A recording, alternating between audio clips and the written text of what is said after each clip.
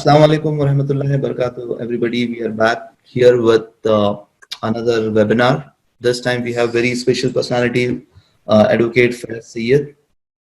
He's from Aurangabad, and he's been since last 15 years. He's been working in the field of Islam, passing on information, giving lectures across the world. He has more than 2.5 million followers on YouTube, and he goes to UK, Singapore and Gulf countries also for his conferences. Plus, he has enough, he has tremendous amount of work that he's been doing. I know that in our own city, where he's part of, he has founded few libraries back home in India, which students are using. Plus, he has been coordinating and founded with, I think, two public or community hospitals, you can say that, where there are many generic treatments are being given on a very cheap rate. तो ये एक हल्का सा इनका introduction है, बाकी सब लोग जानते हैं. और माशाल्लाह फैज भाई ने 15 इयर्स में और मोर देन 15 इयर्स में बहुत ही ज़्यादा लोगों की लाइफ में भी बदलाव लिया है. यू कैन सी मैं इतना नहीं start was because of Faiz भाई ओनली, अल्हम्दुलिल्लाह. तो जज़ाकल्लाह खैर फैज भाई for joining us, giving us your time. So we started this platform our voice, thinking that we can give the chance or create the platform for the talent that we can take it out of Aurangabad also. A lot of people are very talented, they do a lot of hard work, but then that cannot be projected outside also. So alhamdulillah, we have all most of the NRI from Aurangabad. We have the group and we all are coordinating among each other, and then we recently hosted few known personalities from Aurangabad. Jazakallah khair for joining us. To start with, मैं जो लोग आपको जानते हैं वो तो अभी एक अचीवमेंट या वेल नोन होने के बाद बहुत लोग आपको जानते हैं, बहुत लोगों से आपकी बात होती है. बट अगर if I take you back 2002 या 2003 के आसपास या उससे पहले जो भी, मतलब before you actually thought of starting learning Islam and then becoming a what do you call speaker, well-known speaker. तो what is your मतलब क्या था आपके दिमाग में कि how because बहुत सारी चीजें थी. I know you were माशाल्लाह स्टूडियस MCA आपने किया, आपका MCA भी कंप्लीट हुआ और फिर उसके बाद ये जो एक लर्निंग का फेज चालू हुआ था. तो what point you thought कि यार ये चीज शुरू करते हैं, या पहले से दिमाग में था कि स्पीकर ही बनना है? तो जस्ट मतलब ये बताइए, चीजें हम लोग जानना चाहते हैं इस बारे में. बिस्मिल्लाहिर्रहमानिर्रहीम, अल्हम्दुलिल्लाहि रब्बिल आलमीन वस्सलातु वस्सलामु अला खातमिन नबिय्यीन वल मुरसलीन, रब्बि इश्रह ली सदरी व यस्सिर ली अमरी वहलुल उक़दतम मिन लिसानी यफ़क़हू क़ौली. अम्मा बाद, सबसे पहले तो ये जज़ाकल्लाह खैर ये प्रोग्राम रखने के लिए. और जो क्वेश्चन आपने किया है कि मैं किस तरह से इस तरफ आया, तो एक्चुअली अब्दुल बासित होता क्या था, जब मैं स्कूल में था, फिर स्कूल से निकल के हम लोग कॉलेज में गए 11-12 फॉर एग्जांपल. ये जो एज होती है हम लोगों की 15 to 17 ईयर्स की अप्रोक्सीमेटली एज होती थी उस टाइम में. तो प्रॉब्लम ये था कि एक तरफ ये बात तो फैमिली में बताई जाती थी कि इस्लाम पर अमल करना है, लेकिन सेकेंड इशू ये आता था कि इस्लाम जो हम देखते थे वो प्रैक्टिकल नजर नहीं आता था. तो होता ये था कि अगर हमको इस्लाम पे चलना है तो ऐसा हमको बताया जाता था कि हमको ये लाइफ छोड़ना पड़ेगी जो हम लोग कॉलेज स्कूल और ये सब कर रहे थे, प्लस ड्रेस भी छोड़ना पड़ेगा. सिर्फ ये नहीं, और एक यंगस्टर्स के लिए उनका ड्रेस, उनका एजुकेशन, वो सब बहुत इंपॉर्टेंट होता है. तो प्रॉब्लम ये थी कि एक तरफ रिलीजन का पार्ट भी था कि हमको इस्लाम पर चलना है, सेकेंड ये था कि प्रैक्टिकली बताया ही जा रहा था कि रिलीजन पे चलना है तो फिर आप ये सब नहीं कर सकते. तो बहुत सारी चीजें जहन में थी. और मेरा 11th और 12th का जो ईयर था वो ऐसे ही निकला कि मैं सिर्फ सोचता रहा कि इसको प्रैक्टिकली कैसे करेंगे. उससे पहले मैं जब 8-9 में था तो मैं कुछ हद तक रिलीजियस हो गया था. फिर 10th में आया तो फिर वही प्रॉब्लम कि नहीं, आप रिलीजियस नहीं हो सकते, ये जो फील्ड में आप है तो आपको सिर्फ नमाजें पढ़ना है और बाकी कोई चीज सोचना नहीं. 11-12 मेरा ऐसे ही चले गया. जब ग्रेजुएशन में मैं गया तो फिर थोड़ा सा एक थॉट आया, लेकिन वो ग्रेजुएशन फर्स्ट ईयर भी मेरा निकल गया. जब ये समझ लीजिए ईयर 1998 हो चुका था, 1997 में मैंने 12th पास किया.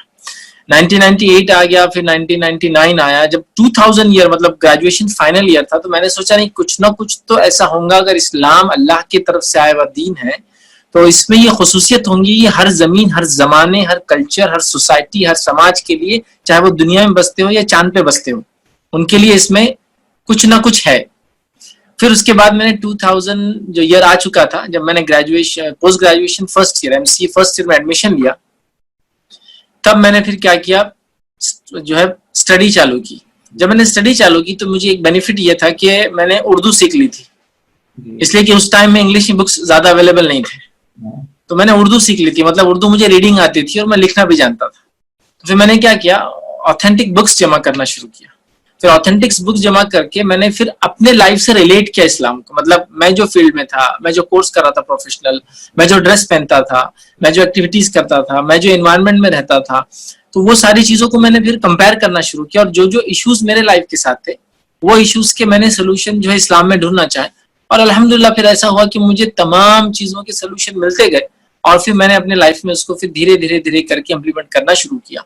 तो बेसिकली ये हुआ था कि इस्लाम जो उस टाइम में बताया जा रहा था, अगर अमल करना है तो मैं अपनी रेगुलर रूटीन मुझे छोड़ने का ही बात बताई जा रही थी। मैंने जब स्टडी किया तो मुझे पता चला मैं अपने रेगुलर रूटीन में जो भी दुनिया का हलाल काम है करते हुए इस्लाम पे बिल्कुल अमल कर सकता हूँ, चाहे मैं मतलब दुनिया के किसी कोने में रहूं और किसी कल्चर और किसी रेस में पैदा हूं, इस्लाम माशाल्लाह उसके लिए एप्लीकेबल है।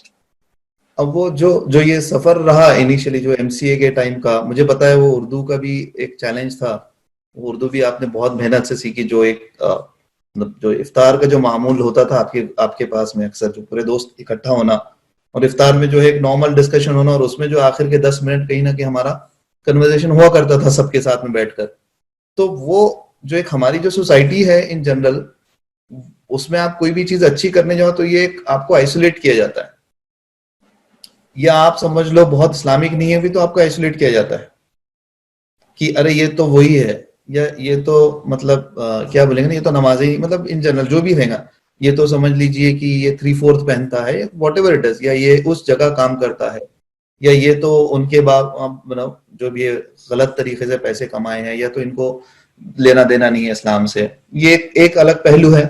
एक जो दूसरा पहलू ये है कि ज्यादा आप इस्लामिक और नेक बातें करने लगे, या एनी फील्ड जहां आप अच्छा काम करना चाहते हैं, तो बोला जाता है अरे यार उसको क्या हो गया, मतलब बोलता ना अरे वो थोड़ा पता नहीं क्या हो गया यार, जानदो बोर करता है। मतलब एक मैं बहुत ही लेमैन टर्म में बता रहा हूँ क्योंकि ये एक जनरल हमारा मुआशरा है, तो वो ऑब्वियसली वो चीजें आपको भी फेस हुई होंगी।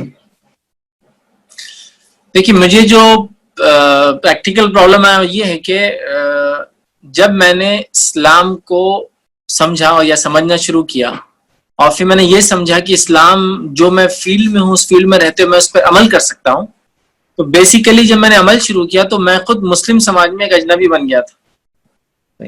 मतलब मुस्लिम्स में रहकर भी मैं एक अजनबी था, उनके लिए एक नया इंसान था। मेरा पहनावा उनके लिए नया था कि भाई शर्ट पैंट भी पहनता है, पैंट ऊंची पहनता है। हमारे पास सोच ये थी कि अगर रिलीजियस है तो फिर पैंट शर्ट तो सवाल ही नहीं आता, कुर्ता पजामा होगा, कुर्ता पजामा होगा तो मैं पैंट शर्ट भी पहन रहा हूँ, पैंट ऊंची भी पहनता हूँ, ब्लेजर भी पहनता हूँ। तो बात तो ऐसी हुई कि हर चीज पर, मतलब हम लोग जो पहनते थे, हम लोग जैसा खाते थे, हम लोग जैसा रहते थे। इवन मैं आपको एक एग्जांपल देता हूँ कि कंडीशन ये थी कि अगर आपकी बाइक को अगर हैंडल थोड़ा छोटे साइज का है तो भी लोग बोलते थे ये नॉन रिलीजियस चीज है। जी जी जी, समझ रहे? मतलब एक बाइक है, मैं आपको एग्जांपल देता हूँ कि मेरे एक दोस्त थे, वो बेचारे हाफिज एक मस्जिद में इमामत करते थे। तो उनका ये था कि उनके पास एक एटलस की साइकिल थी। तो जब एटलस की साइकिल थी तो उनको कोशिश करके हम लोगों ने, चूंकि पुरानी थी, एक उनको एक साइकिल दिला दी जो रेंजर बोलकर एक मॉडल आता था उसका, जिसका हैंडल सीधा हुआ करता था। तो जब हमने वो साइकिल दी तो उनके मस्जिद वालों ने उनको कहा कि या तो जॉब करना है तो करो या मस्जिद छोड़ दो, ये साइकिल पे आए तो नमाज नहीं पढ़ा सकते आप। प्रैक्टिकली मैं कह रहा हूँ 20 years बैक साइकिल का हैंडल, गाड़ी का हैंडल, गाड़ी का मॉडल तक आपको डिफाइन करता था। तो उस समय या उस टाइम में तो ऐसा हो गया था कि लोग ये समझते थे कि इस्लाम मतलब अगर चलना है तो एक पर्टिकुलर चीज को लेके चलना है, तो उन्होंने सिर्फ मतलब आपके थॉट, आपके अमल पे नहीं, आपकी हर चीज पर इल्जाम लगाए। तो लाइफ का कोई पार्ट उन्होंने नहीं छोड़ा। इनकम को भी ब्लेम किया कि भाई इनकम हराम है, ड्रेस को ब्लेम किया, घर को ब्लेम किया, एवरी एक्टिविटी कोई भी होती, लेकिन बट ये एक कॉमन चीज है। और मुझे ये इल्म था कि जब हम इस्लाम पर अमल करेंगे, मुस्लिम समाज में भी इस्लाम अजनबियत की शक्ल में ही उस जमाने में था। आज इंटरनेट के ओपन होने से और इंटरनेशनल टूरिज्म के बढ़ने से एक ओपननेस मुस्लिम्स के अंदर आई है, जो ये ओपननेस 20 इयर्स बैक नहीं थी, जब इंटरनेट जस्ट शुरू होके आया था। तो अल्हम्दुलिल्लाह ये ग्लोबलाइजेशन का एक बेनिफिट तो मुस्लिम्स ने उठाया कि वो अब एक दूसरे को समझने लगे, एक दूसरे को मसलक को, एक दूसरे के अमल को समझते, वरना एक पर्टिकुलर अमल पर्टिकुलर रीजन में ही एक्सेप्टेबल था। उससे हटकर आप एक चीज भी करेंगे नॉर्म से हटकर तो आप अन इस्लामिक जो लेबल कर दिए जाते हैं। सही है। दूसरा जो पहलू है ये, जैसा अगर अक्सर जो मैंने यहाँ पे जो चीज देखी कि आपके पास अगर even if you have a tattoo या you are not in a acceptable और जो नॉर्मल इस्लामिक क्लोथ्स है उसमें अगर आप नहीं हैं, even though if you are sitting in first row, आप नमाज में आके बैठ रहे हैं, तो नोबडी आपको इतना नहीं बोलेगा कोई। लेकिन कंपैरेटिवली अगर हमारे पास देखें तो बहुत जल्दी उसको आइसोलेट कर दिया था लोग, उसको अरे ये तो आते नहीं कभी नमाज को, अरे वो तो वहां रहते हैं, वॉट एवर इट इज। तो उस पहलू में आपका क्या कहना है, मतलब वो लोगों के साथ में या उसमें हमारा क्या रोल होना चाहिए, मतलब क्योंकि बहुत सारे वो लोग बहुत गलत काम करते होंगे या कोई भी चीज करते होंगे, मतलब they are not they are not किसी के अगर हम देखें तो they are not practising Muslim समझ लीजिए, तो स्टिल सपोज वो आपके साथ इफ्तार में आ रहे हैं या आपके साथ जो है वो नमाज में आ रहे हैं, ये इन जनरल भी आपके साथ एक कन्वर्सेशन और आपके ग्रुप में है, तो उन लोगों के लिए जो है उनको आइसोलेट ना किया जाए, ऐसा मतलब हम लोग को लगता है कि आपका उस पर क्या टेक है? बेसिकली मैं जिस टाइम से मैंने ये वर्क शुरू किया और मैं लोगों को धीरे धीरे इस्लामिक कॉन्सेप्ट समझाने लगा, तो ये चीज शुरू से मेरे जहन में थी, क्योंकि मैं एक अलग बैकग्राउंड से आया था। मैं ऐसे बैकग्राउंड से आया था जहां जो जिसको कहते हैं सारी बुराइयां बिल्कुल आम थी, एक्सेसिबल थी, पैसा था हमारे पास, माहौल था, सब कुछ था। तो मैं उस फील्ड से आया था, तो मेरे जहन में कभी भी ये नहीं रहा कि अगर कोई आदमी इस्लाम पे अमल नहीं करता तो उसको अपने से अलग कर दो, कभी नहीं रहा। बल्कि मैं उस दिन से लेकर आज तक जो मेरे दोस्त हैं वो मेरे आज भी दोस्त हैं। अगर वो किसी चीज को प्रैक्टिस नहीं भी करते हैं तो मैं उनकी इस्लाह करता जाऊंगा, लेकिन मैंने उनको कभी छोड़ा नहीं कि नहीं अब इनके साथ तो मैं नहीं रह सकता हूँ इसलिए कि मेरे थॉट प्रोसेस के मुताबिक नहीं चल रहे, मैं जो इनको बोल रहा हूँ ये लोग काम नहीं कर रहे। मैंने ऐसा कभी नहीं सोचा। मैंने ये सोचा कि जैसा मैं था वैसे ही सारे लोग हैं, उनको नहीं पता चला या उनको बताई नहीं गई सही बात। तो मैंने कभी भी लोगों को, खाली वो अगर इस्लाम को फॉलो ना करे तो उनको कभी नहीं बुरा समझा, चाहे किसी फील्ड के हो। अगर उनका नाम मुसलमान है तो मैंने कभी भी उनको बुरा नहीं समझा। मैं हमेशा कोशिश की, चाहे किसी भी लाइन में हो, कि मैं उन तक अपनी बात पहुंचाऊं या उनकी इस्लाह कर पाऊं जिस भी ढंग से हो सकता है। और अल्हम्दुलिल्लाह शुरुआत में जो हम लेक्चर्स लेते थे तो बहुत सारी बार ऐसा भी होता, लोग कंप्लेन करते हैं कि आपके पास बहुत सारी लेडीज बगैर बुरखे की आती। बोलते नो प्रॉब्लम, इसलिए कि हम भी जिस फेज से गुजर के आए उस फेज में हम लोगों ने बहुत सारी बुराइयां की। हो सकता उसका फर्स्ट फेज हो लेडी का, आज वो आ रही हो, कल वो और आएंगी, परसों वो और आएंगी, और कोई लेडी अगर पर्दा नहीं करती तो बुरी नहीं हो जाती उस वजह से। वो उसको हो सकता है माहौल नहीं मिला होगा, हालात नहीं आए होंगे। ये जो मेंटालिटी है इसी को, मतलब मैं इसी पे था कि ये जो आम लोगों में, आपका नहीं लेकिन जो आम लोगों में अक्सर, शायद हमने भी वो काम हमने भी किया हुआ कि यार वो तो ऐसे ही है, ये तो पहनावा वैसे ही है। तो उस मेंटालिटी के लिए हमको किस तरह से ओवरकम करना चाहिए? देखिए उस मेंटालिटी को तो हमको ओवरकम ऐसे करना पड़ेगा कि हमको पॉजिटिविज्म को इख्तियार करना पड़ेगा और हर आदमी के बारे में ये सोचना पड़ेगा कि ये अच्छा है, चाहे वो मेरे सामने अमल नहीं करता। मतलब मेरे सामने उसने नमाज नहीं पढ़ी, लेकिन मैं उसको ये सोचता हूँ कि सफर में होगा, बाद में पढ़ लेंगे दोनों नमाज मिलाकर, या उसको कुछ भी एक्सवाइजेड चीजें हो सकती। बट अगर हम ये पॉजिटिव मेंटालिटी से चले तो ये बहुत अच्छी बात है। और अगर हम ये सोचने लगे कि मैं नमाज पढ़ता हूँ और ये नहीं पढ़ता, तो फिर जैसे दुनिया में ग्रुपिज्म हो चुका अलग अलग चीजों पर, ये भी एक रीजन बन जाएंगे, हम एक ग्रुप बना लेंगे अपना। बल्कि मैं तो चाहूंगा कि आप लोगों में रहें, उनको सिखाते रहे और ये मेंटालिटी से दूर करें, पॉजिटिविज्म लाए कि नहीं, लोग हो सकता अमल हमारे सामने नहीं करते होंगे, हमने कभी देखा नहीं होगा, हो सकता उनके चेहरे से हम पहचान नहीं पा रहे होंगे, लेकिन वो तकवे के मुकाबले हो सकता हमसे आगे होंगे, हो सकता मजबूर होंगे। तो अगर पॉजिटिव मेंटालिटी लेकर चले इंशाल्लाह, तो मैं समझता हूँ ये मसला नहीं होगा कभी भी हमारे साथ कि वो अमल नहीं करता और हम अमल करते हैं इंशाल्लाह। वो एक जो बात आपने बोले कि आपका जो बैकग्राउंड रहा है माशाल्लाह, पैसे से थे, फिर उस मतलब इंग्लिश मीडियम में थे, पढ़ाई में अच्छे थे, और मतलब मैं तो देखा हूँ मैंने वो सारी चीजें भी, और आपका माशाल्लाह एक हॉबीज भी अपनी थी, एक जो अच्छी वाली हॉबीज थी, और इन जनरल एक जो था वो एक अप्रोच था। तो मतलब मैंने एक बार सोचे थे कि हमने अंकल से भी बात करेंगे बोलकर, अभी जो पेरेंटिंग वाला जो पार्ट है, या आपके लिए जो एक मतलब जैसा आपने सोचा कि ये करना है, अब आपके father he was away from India, he was in other country, तो how tough it was for him, और कभी मतलब वो छूट मिल जाना तो आपको बहुत आसान था, तो for him how tough it was to kind of mould you या to get into this discipline field, या इतनी सब पढ़ाकर, और आपके मम्मी का भी उसमें भी बहुत बड़ा रोल रहा होगा, तो स्पेशली ये पेरेंटिंग के लिहाज से ये बड़ी एक मेरे हिसाब से चैलेंजिंग और एक यूनिक मिसाल भी है कि इवन दो फादर बाहर है फिर भी जो है एक ट्रैक पे है, जो हमारे पास बोलते हैं ट्रैक पे है बच्चा, तो वो वाला आप उस बारे में अगर आप कुछ अगर शेयर करना चाहें तो अच्छा है। पेरेंटिंग का जो क्वेश्चन बहरहाल किया अब्दुल बासित, ये बहुत अहम चीज है, और ये चीज मैं भी फील करता हूँ। आज के मुझे भी बच्चे हैं, और जब उनकी तरबियत का मामला आता है तो बहुत सारे मसाइल को मैं देखता हूँ।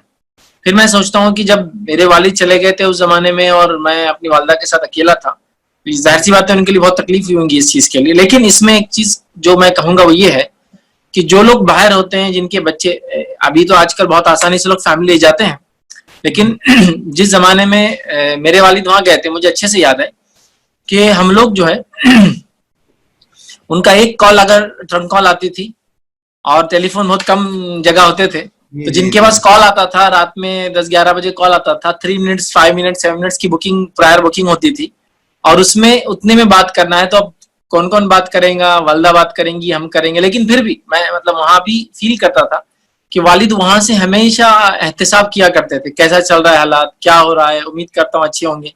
लेटर्स का वो हाल था पहले कि 21 डेज टू 1 मंथ लगता था एक लेटर को आने में, और अगर एयरमेल शुरू हुआ था तो एयरमेल थोड़ा नया था, तो एयरमेल 14 डेज में होता था, और 30 डेज में जनरल लेटर जाता था, रजिस्टर्ड पोस्ट। तो उस टाइम में मतलब अगर 1 महीना पहले आपने खत लिखा तो 1 मंथ बाद पता चलता था कि आपके बच्चों को मैसेज मिला है नहीं मिला। बट मुझे जब भी लेटर्स आते थे तो वो मेरी इस्लाह करते थे। सेकेंड, वालदा का, और यहाँ सबसे इम्पोर्टेंट रोल वालदा का ही होता है, मदर का ही होता है, याद रखिए, चाहे आप साथ रहे या आप साथ ना रहे, मतलब वालिद बाहर काम करते हैं यहाँ, तो माँ का बड़ा अहम किरदार है, याद रखिए। तो हमारी वालदा ने जो है बहुत मेहनत की तरबियत के मामले में, और बहुत कोशिश की कि चूंकि मैं अकेला लड़का था उनको और मुझे दूसरी बहनें थी, तो बहुत कोशिश करती थी कि भाई ऐसा ना हो कि वालिद बाहर है तो बच्चा यहाँ बिगड़ गया, ऐसा ना हो। तो उन्होंने तरबियत के लिए बड़ी कोशिशें की, और बहुत सारी मतलब वो सारे स्टेप्स उन्होंने उठाए जो उठाए जा सकते थे, क्योंकि हमारे पास तो हर चीज थी। मतलब मैं आपको बता रहा हूँ कि 1982 में जो है टेलीविजन था हमारे पास, और वो भी कलर टेलीविजन था, माशाल्लाह। मतलब कलर रिले शुरू हुआ उसके बाद, टीवी के आने के बाद। मतलब पहले एंटीना लगा के ब्लैक एंड व्हाइट देखा हमने, फिर कलर रिले शुरू हुआ दूरदर्शन का, आप अंदाजा लगाइए। तो मतलब सहूलतें अल्लाह ताला की सब कुछ थी, लेकिन इसमें बहुत इंपॉर्टेंट रोल माँ का होता है, याद रखिए, पेरेंटिंग में, कि माँ बच्चों को किस तरह से देखती है। और मैं ये बात माओ से कहूंगा, जो मेरी बात सुन रहे हैं, वो ये कहूंगा कि आपका बच्चा आपका ख्वाब होता है। तो अब आप क्या देखते हैं आपके बच्चे के बारे में ख्वाब, बस वो आपका बच्चा है। तो मेरी वालदा ने बहरहाल मेरे लिए ख्वाब देखा है, और उन्होंने कोशिश की, सिर्फ ख्वाब ड्रीम्स देखने से पूरे नहीं होते हैं, ख्वाब देखा और फिर उसके बाद उन्होंने उसके पीछे अंत तक कोशिशें की, याद रखिए, मेरी तरबियत में, या मेरी इस्लाह भी बोली, सिर्फ तरबियत नहीं थी, क्योंकि जिन लोगों ने मेरा बचपन देखा वो ये कह सकते हैं कि मुझसे ज्यादा शरारती इंसान जो है बच्चा नहीं होगा किसी का। मतलब सब लोग गवाही देते थे कि यार बहुत शरारती। तो जाहिर सी बात है उनकी तरबियत का बहुत बड़ा इसमें रोल रहा कि उन्होंने मतलब पकड़ के रखना, बुराई के अंदर बुराई को लेवल करते हुए चलना, एक लेवल तक जाने के बाद भी बर्दाश्त करना कि वो टूटना ना पाए रिलेशन, उसको चलाना बड़ी बात थी। बहरहाल तो माँ का मैं कहूंगा अहम किरदार है। तो मैं, जो लोग मेरी बात सुन रहे हैं, खासतौर से खवातीन, लेडीज में, उनसे कहूंगा कि आपका बच्चा आपका ख्वाब है। अब आप क्या ख्वाब देखते हैं उसके बारे में आप सोचिए। सही है, माशाल्लाह, ये अच्छा कोट है कि आपका बच्चा मतलब आपका ख्वाब है। तो दूसरी जो एक चीज थी, आपकी तो ये बड़ी बिजी लाइफ है, आपका माशाल्लाह यूट्यूब है, फिर रमजानों में हम मतलब her through out the year एक स्केड्यूल होता है बराबर से। अब इसमें से आपको अपना जो लेजर टाइम है, जो एक आम अमूमन एक आम इंसान को जो है कहीं ना कहीं अपना एक जो बोलते हैं ना डिस्ट्रैक्ट होना या डाइवर्ट होना जरूरी है। तो आपकी हॉबीज क्या है? ये एक हमारी टीम का क्वेश्चन था कि हम पूछे आपसे कि फैज भाई की हॉबीज क्या है। तो देखिए, मेरी हॉबीज को मैं 2 पार्ट में डिवाइड करता हूँ। वो मेरी हॉबीज जो मतलब अपनी लाइफ चेंज करने के बाद, इस्लाम को समझ के और स्पीचेस वगैरह शुरू होने के बाद थी। जी और वो हॉबी जो उससे पहले थी मेरी। जी तो उसको अगर ऐसा बांटू तो मेरी प्रीवियस जो हॉबी थी पहले, जब मैं इस फील्ड में नहीं आया था, तो वो ये थी कि मैं कॉइन्स कलेक्ट करता था, न्यूमिस्मेटिक कलेक्शन। और उस टाइम में, अभी मेरे पास कलेक्शन बाकी है, मेरे पास मोर देन 3000 कॉइन्स है अराउंड अबाउट वर्ल्ड के मे बी 90 कंट्रीज की। और इसी तरह मेरे पास मतलब एक बहुत बड़ा कलेक्शन है। मतलब मेरे पास जो कॉइन्स में जमा करता था, एक बहुत सीरियस लेवल का मैं कॉइन कलेक्टर था। और जो सबसे मस्त एंशिएंट कॉइन जो कहेंगे, वो मेरे पास जो था वो ये था कि ईसा अलैहिस्सलाम से 300 इयर्स बैक सातवाहना जो डायनेस्टी जो पैटर्न में थी, उसके कॉइन्स है मेरे पास। फिर उसके बाद मेरे पास कुछ कॉइन्स गोल्ड है, सिल्वर कॉइन्स है कई एराज के। उसके बाद कुछ न्यू कंट्रीज बने थे, जैसे स्पेशली पाकिस्तान और बांग्लादेश। तो इनका तो जब से कंट्री बनाए तब से जो उन्होंने कॉइन्स बनाए हैं, तो पूरा कलेक्शन मेरे पास मैंने जमा किया। न्यू कंट्रीज थे, आसपास के थे। ये बहुत कम लोगों सेकंड मेरी हॉबी थी। ये बहुत कम लोगों को पता होगा कि इतने कॉइन्स का है। मुझे याद है वो जो एक गैराज था अपना, जो कार पार्क जहाँ होती थी, जो इफ्तार का, तो वहां पे शोकेस बने थे फैज भाई के। उसमें जो दीवारों पे जो है कांच के शोकेस थे, और शोकेस में मेरे ख्याल से 2-2 4-4 कॉइन, हर एक जो कॉइन है ऐसा रखा हुआ होता था। ये मेरे को हल्का सा याद है, वो जो अपना नीचे पहले होता था। तो वो एक शोकेस शो मतलब डिस्प्ले था मेरा वो। और सेकेंड हॉबी थी मेरी जो है स्टैम्प कलेक्शन। तो स्टैम्प का मेरे पास तकरीबन 20,000 प्लस स्टैम्प का कलेक्शन है मेरा, जो डिफरेंट एराज से है। स्पेशली मेरे पास जो मेन कलेक्शन है वो इंडियन जो स्टेट्स थे, जैसा ओरछा है, हैदराबाद था, भोपाल है। तो ये जो स्टेट्स थे ऐसे, इनके स्पेशल मेरे पास स्टैम्प्स थे जो प्री इंडिपेंडेंस के थे, उसके बाद पोस्ट इंडिपेंडेंट, और काफी सारे कंट्रीज के।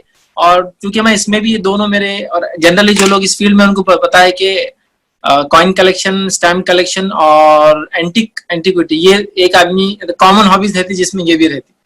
तो मैंने स्टैम्प्स में भी काफी कलेक्शन की, जिसमें हम लोग ट्राइंगल शेप स्टैम्प्स, मतलब सिर्फ कॉमन स्टैम्प्स नहीं, मतलब शेप्स के हिसाब से भी हम कलेक्ट करते थे। तो अगर सिर्फ मेरे पास ट्राइंगल शेप अगर स्टैम्प्स बताऊं मेरे पास, तो वर्ल्ड की मेरे पास triangle shape stamps more than 200 है, जो अलग अलग कंट्रीज में बनते हैं। तो बाद में तो स्टैम्प्स खत्म होते गए। आजकल तो फिर स्टैम्प के खत्म होने के बाद एक खाली पंच मारा जाता था। तो वरना मैंने काफी उसमें, तो ये मेरे प्री समझ लीजिए ये फील्ड में आने के बाद, जब मैं इस फील्ड में आया तो मैंने हॉबीज को चेंज कर दिया, और मेरी हॉबीज फिर बुक्स कलेक्शन हो गई। जिसमें मेरे पास जो लाइब्रेरी आपने देखी है, और जो भी जितना भी आईआरसी में कलेक्शन है, वो मेरा पर्सनल है। मतलब हमने कभी डोनेशन नहीं लिया इसके लिए, और वो मेरा अपना कलेक्शन है। माशाल्लाह। तो अप्रोक्सीमेटली मेरे पास 4000 प्लस बुक्स है, जो इंग्लिश, उर्दू और अरबिक लैंग्वेज में है। जो उसके बाद का मेरा समझ लीजिए सेकंड पार्ट हॉबीज का बुक्स का है। और अभी भी जब मैं लोगों से अलग होता हूँ, तो जिसको बोलेंगे अगर खाली हूँ और कुछ करना चाहता हूँ, तो अपने कॉइन्स को एक बार देखते रहता हूँ। हाँ, बस रात में बैठ के थोड़ा सा गो थ्रू करते हैं उसको। उसके बाद सेकेंड कुछ और टाइम खाली रहा तो बुक्स की सफाई करना, उनको अच्छे से जमाना, सीक्वेंस में ऑर्डर में इधर उधर हो जाते हो, हट गई तो कवर चढ़ाना, पेस्ट करना। तो अगर खाली रहे तो ये थोड़ा बहुत काम मैं जनरली बुक्स के साथ और मेरे स्टैम्प्स कलेक्शन के साथ अभी भी करता हूँ। और कुछ कुछ जगह हमने जहाँ कुरान एंड मॉडर्न साइंस की डिस्प्ले की है, एग्जीबिशंस रखते हैं हम लोग, वहाँ माशाल्लाह एंटीक कॉइन्स कलेक्शन वगैरह की भी डिस्प्ले रख देते हैं उसके अंदर हम लोग। अच्छा, तो मुझे अभी ये लग रहा है कि पर्सनली एक अलग सेशन रखना पड़ेगा आपके साथ में, only about the information about coins, कि भाई कैसे आप लोग क्या खासियत है, कहाँ की चीजें हैं, अगर आप बता सकते हैं तो इंशाल्लाह, अगर आप अलाउ करेंगे तो इंशाल्लाह वो एक हम अलग से इंशाल्लाह उसी चीज के लिए। ये सारी चीजें मैं मतलब मेरा पूछने का भी ये जो था कि लोगों को ये समझ में आना चाहिए कि मतलब एक आम जिंदगी है और एक आम इंसान की तरह ही फैज भाई का है role, plus he has done this much of work. वो अपना पूरा टाइम डालते हैं, फैमिली का टाइम निकाल कर एक समाज के लिए डालते हैं। तो हम सब में कहीं ना कहीं एक छोटी छोटी काबिलियत हो सकती है जो हम निकल कर कुछ ना कुछ काम कर सकते हैं, मतलब भलाई के लिए, लोगों के लिए, इंशाअल्लाह ताला।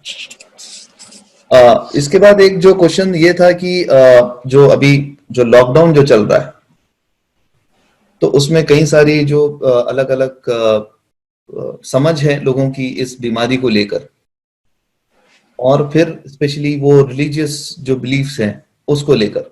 जैसे अभी वो कुछ आया था कि कोई सुमैया तारा निकलेगा समथिंग, मैंने कल एक वीडियो देख रहा था, जी वो है। या पहले तो हम शुरू कर सकते हैं कि भाई इस्लाम जो है वबाई बीमारी के लिए इस्लाम का क्या स्टैंड है। ये इस्लाम की अगर आप कुछ हदीसें या कुछ एक दो इंसिडेंट के बताएं कि भाई this is how we have to learn from this our history.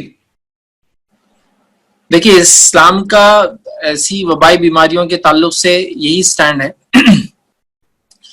कि बीमारी जो है या बीमार को और सेहतमंद इंसान को अलग रखा जाए। वबाई बीमारियों में खास तौर से जो है ताउन वगैरह या वबाई बीमारियां जो होती है, नबी अकरम सल्लल्लाहु अलैहि वसल्लम की जो हदीस है वो ये बताती है कि जो अंदर है बाहर ना जाए, जो बाहर है अंदर ना आए। इन पर्सन अगर देखा जाए तो नबी अकरम सल्लल्लाहु अलैहि वसल्लम ने ऐसे इंसान से हाथ मिलाने से परहेज किया जिसको कोढ़ का मर्ज था, ठीक, उससे लेप्रेसी थी, परहेज किया ताकि लोगों को बताए कि वो चूंकि बीमार है उससे एहतियात की जा रही है। तो इस्लामिक स्टैंड यही है कि हम जो है सिटीज को क्लोज किया जाए। ये 1450 ईयर्स पहले नबी अकरम सल्लल्लाहु अलैहि वसल्लम बता चुके थे कि सिटीज को क्लोज करना कितना इंपॉर्टेंट है। चाइना ने देखिए काफी रिजिड और काफी स्ट्रिक्ट स्टेप्स लिए इसके लिए। कुछ कंट्रीज ने बहुत लीनियंटली लिया और उनको नुकसान इसका भुगतना पड़ा। देखिए कि उन्होंने कहा नहीं अभी तो ठीक है चलता है, तो लोग देख भी रहे हैं। तो इस्लाम ने 1450 ईयर्स पहले ये बोला कि सिटीज क्लोज किए जाए फर्स्ट। सेकंड, ह्यूमन लेवल पर एक आदमी दूसरे आदमी से एहतियात करे, सेहतमंद और बीमार को अलग रखा जाए।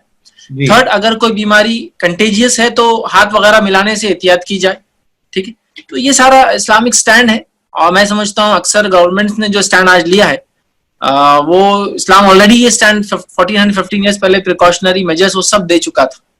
जी। अब इसमें जो दूसरी जो चीज है, एक तो मस्जिदें बंद है, नमाज का जो मामूल है, तो लोग अभी भी चाहते हैं कि वो जमात से नमाज हो, मस्जिदें बंद है तो घर में पढ़ना है। तो ऐसे उसमें एक्सेप्शंस में हमें ये एक्सेप्शंस माना जाएगा कि आप घर में अगर अकेले हैं, अगर आपके बाजू भी कोई दो मतलब मुस्लिम रह रहे हैं, तो इंस्टेड ऑफ आप उनके घर में जाने के बदले मतलब कंबाइन पढ़ने के बदले क्या आप घर में पढ़ सकते हैं अपनी नमाज अकेले, अगर आप घर में अकेले रहते हैं। देखिए इस मामले में यही है कि ये हर एरिया के लिए अलग बात होंगी। रीजन ये है कि इंटेंसिटी ऑफ डिसीज जिसको बोलेंगे, ये जो पेंडेमिक चल रहा है इसकी अलग अलग है। तो अगर कहीं ऐसा लगता है कि आप एक घर में रहते हैं और कोई इशू नहीं साथ रहने में, ऊपर नीचे या एक अपार्टमेंट में, और सारे लोग अपने आप को बाहर के माहौल से दूर रखे हुए और सारी प्रिकॉशनरी मेजर्स ले रहे हैं, तो आप साथ पढ़ ले। कहीं लगता है कि नहीं वो एक घर अलग है, मतलब यूनिट अलग है, और वो लोग हो सकता है प्रिवेंशन ना ले, प्रिकॉशंस ना ले, ठीक है, तो हो सकता है हेल्थ को आपके नुकसान हो। तो ये डिपेंड है। तो अगर ऐसा लगता है कि बाजू वाला उतनी एहतियात नहीं कर रहा हूँ, और जाहिर सी बात है ये बहुत बड़ा मसला है आजकल, हम किसी के बारे में कुछ बोल नहीं सकते। बहुत सारी बार तो हमने इंडिया में देखा कि बहुत सारे लोग जो सेलिब्रिटी थे और उन्होंने समझा उनको ये डिसीज वो नहीं हो सकता, वो पता नहीं वो खुद उनकी वजह से कितने लोगों को ये चीज हो गई। तो बेटर पार्ट ये है कि हम एक दूसरे के साथ अवॉइड करें, मैं समझता हूँ ज्यादा अच्छा होगा। घर में पढ़ ले अपना, अजर आपको अल्लाह ताला जमात की नमाज कर देगा, क्योंकि आपकी नीयत जमात से पढ़ने की थी, मजबूरन आप ऐसा पढ़ रहे हैं। उसमें मतलब इस्लाम को अपने ऊपर टफ ना करें, ये मुझे मतलब जो छोटी समझ है उसमें ये लगता है कि इस्लाम को अपने ऊपर मुश्किल ना करें। आपको अगर वो छूट मिली है, एक एक्सेप्शन है, तो आप अपनी अपनी नमाज पढ़ लें। बिल्कुल, ये छूट ऑलरेडी इस्लाम ने दी है। और नबी अकरम सल्लल्लाहु अलैहि वसल्लम की हदीस तो यहाँ तक है कि कुछ लोग ऐसे हैं जो हमारे साथ नहीं थे, आपने एक हदीस फरमाया, लेकिन उनको वो तकलीफ हुई जो हमें हुई, वो वहां से गुजरे जहां से हम गुजरे। तो साहबा ने कहा ये कौन लोग है जो यहाँ साथ नहीं है लेकिन उनको सारी तकलीफें पहुंची, जहां से हम गुजरे वहां से वो गुजरे, सब हुआ। तो कहा मदीने में ये वो लोग हैं जो मेरे साथ सफर करना चाहते थे लेकिन किसी वजह से, सवारी की कमी से, बीमारी की वजह से, सेहत की वजह से नहीं आ सके। तो अल्लाह ताला अजर में उनको भी शामिल रखा है। तो अगर आपकी अजर थी, मतलब नीयत थी कि आप नमाज मस्जिद में पढ़े, ये बीमारी फैल गई इसके साथ घर में पढ़े, अल्लाह ताला इंशाल्लाह आपको नीयत के मुताबिक आपको बाजमात नमाज का हिसाब देगा। तो अपने ऊपर अननेसेसरी बर्डन नमाज मस्जिद में पढ़कर, जमात बनाकर, लोगों को जमा करके ना ले। प्रिकॉशन ये है कि आप एक दूसरे से दूर रहे, तो ये इंशाल्लाह बेटर है, और कुछ दिन का है, बाद में इंशाल्लाह मसला है इंशाल्लाह। अब जो ईद, अब इंशाल्लाह ये वीकेंड पर इंडिया में संडे या मंडे होंगी ईद, और हमारे पास सैटरडे या संडे होंगी। तो अब ये ईद का तो एक मतलब साल में एक ही बड़ा होता है, दो ईद है, इसमें से ये ईद ज्यादा हम उससे मनाते हैं क्योंकि रमजान का महीना खत्म होता है। तो ईद से रिलेटेड मतलब क्या इसकी वो रहेंगी मतलब मुस्लिम्स के लिए कि what we should follow for the Eid? खुतबा जरूरी रहेगा? ये बहुत सारे लोग जो जूम पे खुतबा सुन रहे हैं, जैसे हमारे पास चल रहा है, कि आप जूम पे खुतबा सुन ले रहे हैं और फिर आप पढ़ रहे हैं? मतलब खुतबा जरूरी है नहीं है, या एक सिंपल वर्ड में कि किस तरह से हम फॉलो करें ईद इस बार? देखिए, इस बार ईद के लिए आप जो कर सकते हैं वो ये है कि अनस बिन मालिक रजी अल्लाह अन्हु के ताल्लुक से एक आसार मिलता है, मतलब एक हिस्टोरिकल एक रिवायत मिलती है उनके अमल के ताल्लुक से, कि उन्होंने एक बार, उनका घर जो है बस्ती से दूर था, तो उन्होंने अपने घर वालों को जमा किया और ईद की नमाज खुद पढ़ाई, और पूरे घर वाले जमा हुए और खुद नमाज पढ़ाई और खुतबा नहीं दिया। तो ये एक आसार सहाबा से हमें, एक सहाबी से हमें मिलता है कि ऐसी हालत में जब इंसान मजबूर कर दिया जाए, शहर से बाहर रहता हो, अकेला रहता हो, और घर की अफराद अगर नमाज पढ़ते हैं तो वहां नमाज पढ़ी जाएंगी बाजमात, मतलब घर में अगर जेंट्स है, लेडीज है, सब पढ़ सकते बाजमात, और ईद का खुतबा लेकिन नहीं होगा।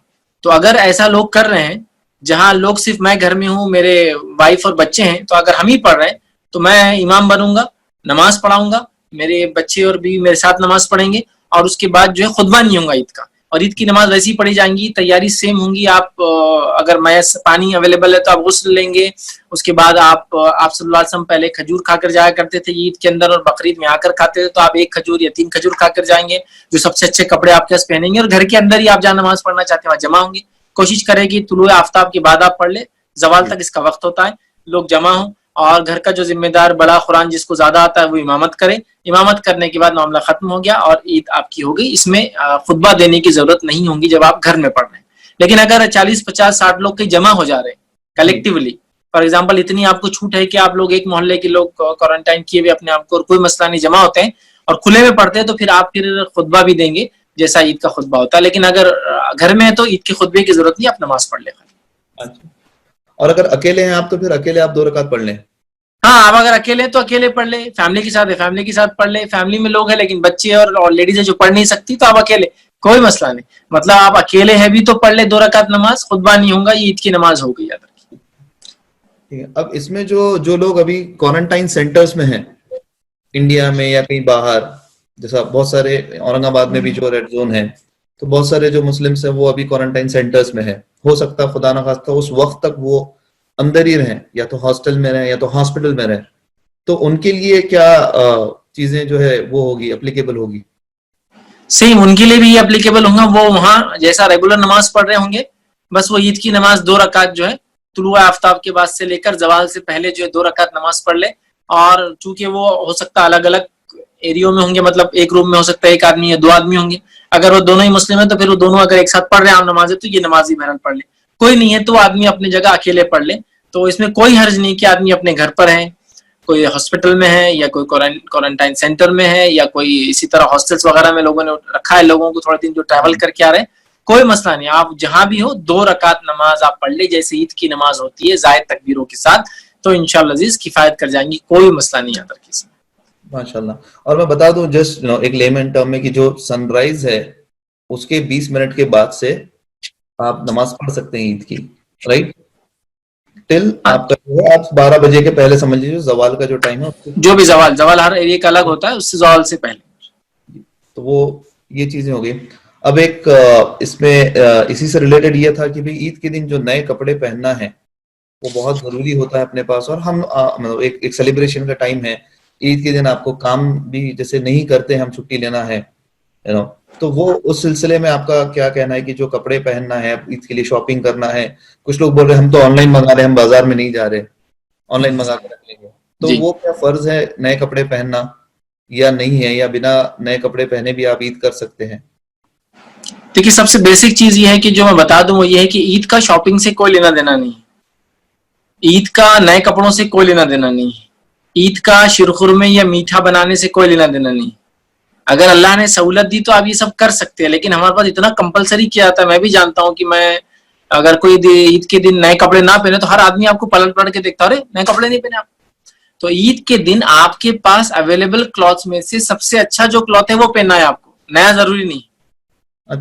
तो मैं तो गुजारिश, मैंने अपील भी की है लोगों से वीडियो के थ्रू अपने, के इस ईद को तो कम से कम, चूंकि लोग लॉकडाउन की वजह से इतने मारे फिर रहे हैं, भूखे हैं, प्यासे हैं, जरूरतमंद है, और इस लॉकडाउन का जो असर है, मैं एक मैगजीन पढ़ रहा था यूएस की, तो उसमें ये बताया गया है कि ये लॉकडाउन जब खत्म होगा तो इस ईयर के एंड 2020 के एंड तक वर्ल्ड पॉपुलेशन में से 500 बिलियन to 1 बिलियन लोग बिलो पॉवर्टी लाइन चले जाएंगे, जो अभी तक पॉवर्टी लाइन से ऊपर थे। अल्लाह। तो मैं ऐसा एक्सपेक्ट कर रहा हूं कि वर्ल्ड पॉपुलेशन का 10% to 15% बिलो पॉवर्टी लाइन चले जाने वाला है, जिसका सबसे ज्यादा मार पड़ने वाली ऐसे कंट्रीज पर जो डेवलपिंग कंट्रीज थे, जिसमें खासतौर से हमारा कंट्री है। जी तो अब हमको पैसा सिर्फ बचाना नहीं, हमको पैसा एक लॉन्ग टर्म के लिए बचाना है, ताकि हम इस पैसे से, इस कैश से ज्यादा लोगों की एक लंबे टाइम तक मदद कर सके, खास तौर से खाना खिलाने के मामले में, जॉब्स का जो मामला होगा, छोटी मोटी रोजगार के मामले में, या फिर काम करने वाले हैं तो उनको कम से कम कुछ ना कुछ पार्ट ऑफ सैलरी देके, काम तो नहीं हो रहे, 3-3 महीने से कारखाने बंद है, कहाँ से देंगे? तो हमको क्या करना है, अपने पैसों को सेव करना है। जी तो ईद का नए कपड़ों से ताल्लुक नहीं, तो ना ऑनलाइन मंगाइए ना वो कीजिए, आप लोगों की हेल्प करने की बहरहाल जैसा भी आप कर सकते हो कोशिश कीजिए। नहीं, असल में कुछ क्वेश्चंस आ रहे इसलिए मैं नीचे देख रहा था। मैं व्यूअर को बता दूं, ये बड़ा डिसरिस्पेक्टिंग लगता है कि कोई एक्सप्लेन कर रहा है और आप नीचे देख रहे हो, लेकिन आज हमारे 1 से 2 साथी जो हमेशा रहते हैं बैकएंड में, वो सारे क्वेश्चंस मुझे भेजते हैं यहाँ पे, तो मुझे इजी होता पढ़ना। लेकिन अभी मुझे कई बार पिछले 2 सेशन से मुझे वो फेसबुक के कमेंट से पढ़ना पड़ रहा है कि लोग क्या पूछ रहे हैं, और अगर कोई मुझे व्हाट्सएप पे भेजे तो मैं वो क्वेश्चंस पढ़ रहा हूँ, तो मैं माफी चाहता, देयर इज नो डिसरिस्पेक्ट, लेकिन वो कवर करना था कि लोगों को भी जो क्वेश्चन है वो कवर हो सके।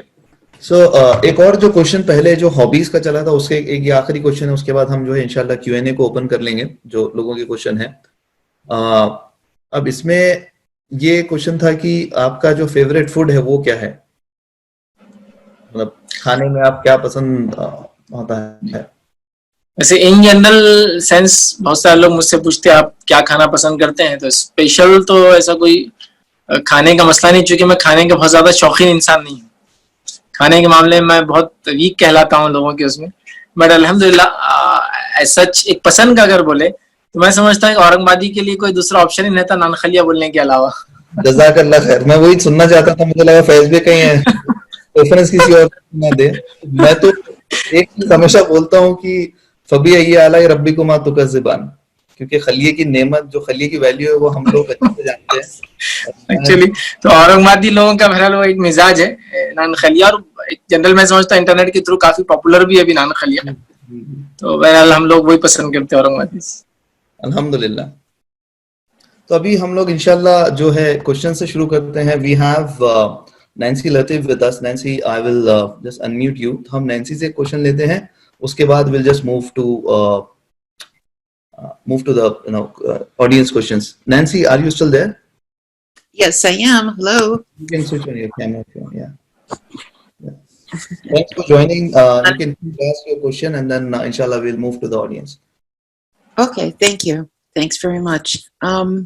Really, brother Fayez, I was wondering, now with Corona running rampant all around the world, how do people in India or elsewhere, anywhere really, how can we observe, social distancing at the same time as participating in worship communally, majmua? How can we do that safely? Should I answer in English or I can answer in Urdu? English में कर दें, नहीं उर्दू में। English. For her English. Okay, this is my English. Yeah. As far as the situation of social distancing in India is there, it's very tough, or I can say next to difficult when it comes to poor people. We have to understand that. For example, like if you see in Mumbai, I was just reading an article which says that in some place like Dharavi and all those things, in a house which is 10 by 10, 10 feet by 10 feet, there 7 persons are living. So in India, I think so for poor people, social distancing is something which I can say it's next to impossible. But then also they are trying to do, but it's next to impossible because in a single room, so many people are living.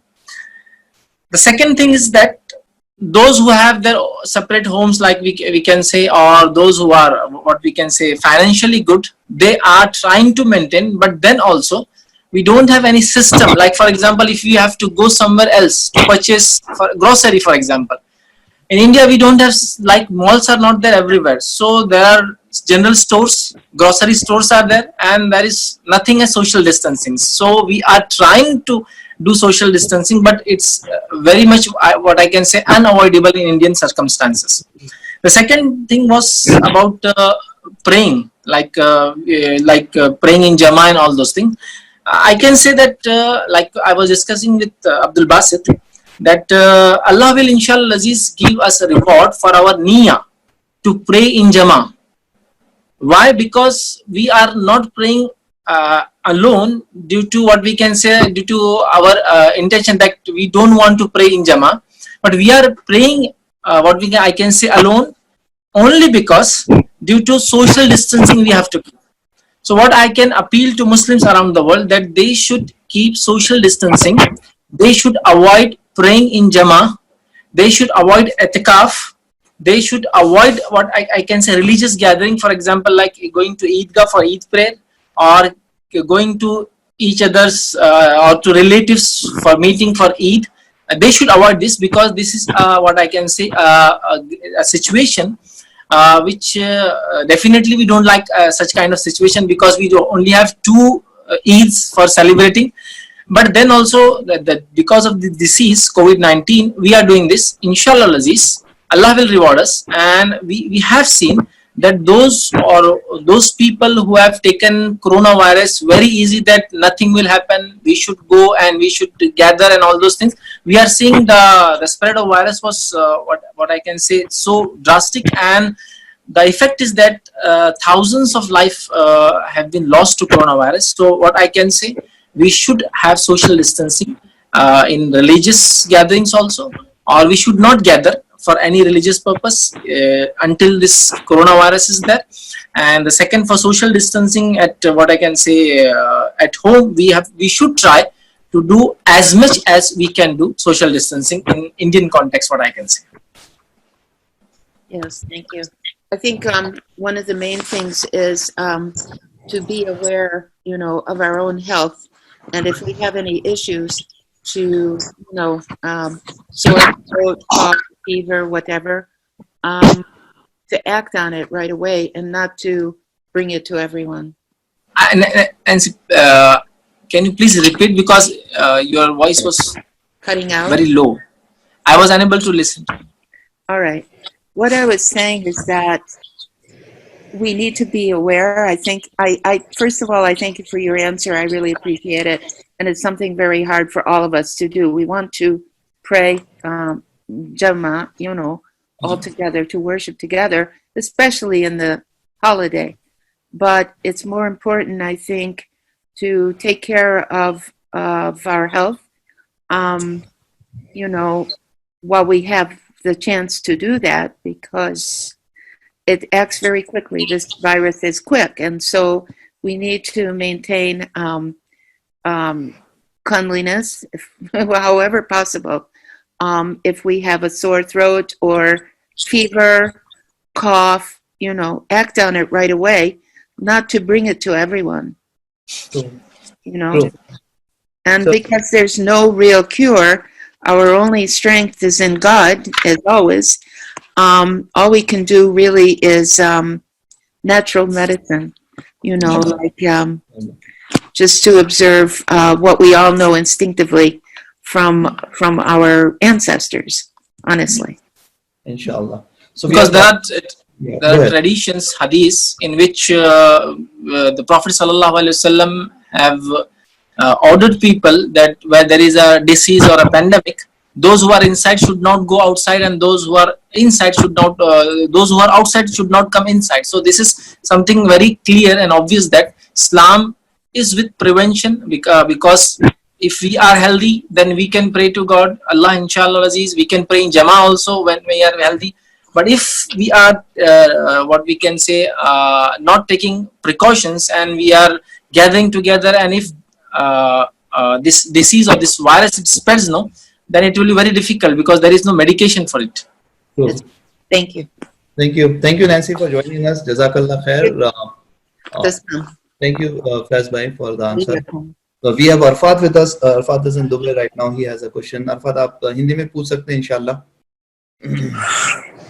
अस्सलाम वालेकुम फैज भाई, मेरा एक सवाल था कि ये जो लैलतुल क़द्र के बारे में है, पहले तो ऐसा है कि देखिए ईद और रमजान हर जगह अलग अलग स्टार्ट होते हैं चांद के देखने पे, खैर वो तो एक अलग ही टॉपिक है, बट मेरा ये बोलना था कि अगर हम ताक रातों की बात कर रहे हैं एंड लोग कहते हैं कि ऑड ताक रातों में हम वो करना चाहिए। अब देखिए, क्योंकि इंडिया में ताक रात एक दिन बाद जा रही है और हम दुबई में और सऊदी में एक दिन पहले होती है, तो हमारी जो ऑड ताक रात है और इंडिया में जो ऑड ताक रात है वो तो अब अलग अलग होगी। सो हाउ टू, अब शब कदर तो पूरे अर्थ के लिए एक ही होना चाहिए ना, क्योंकि पूरा एक ही रात में जब उतरा था and that should be only one night, right? So अब इसमें से ये कैसे कहेंगे कि अब कि कौन से दिन, मतलब आप समझ रहे हैं क्वेश्चन को, कि कौन सा दिन ज्यादा अहमियत रखता है? या तो फिर ऐसा ही होगा कि आप पूरे 10 दिन आप जागे और पूरे 10 रातों को आप अच्छे से इबादत करें, इंशाल्लाह एक उसमें से होगी।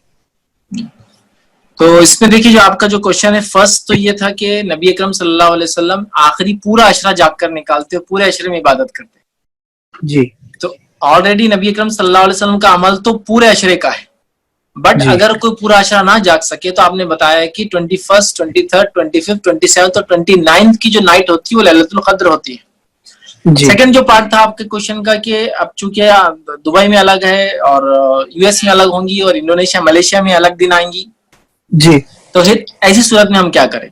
तो देखिए, हम लोगों के लिए जैसा कि नमाज सूरज से चलती है, मिसाल के तौर पे सूरज निकलने से पहले नमाज पढ़ना है, जवाल होने के बाद जोहर पढ़ना है, फिर सूरज इतना ढलने के बाद असर पढ़ना है, फिर डूबने के बाद मगरिब पढ़ना और मगरिब के वक्त बात करना है। तो जैसे कि जोहर का, असर का, मगरिब का, इशा का वक्त हर इलाके में अलग अलग होता है सूरज के एतबार से,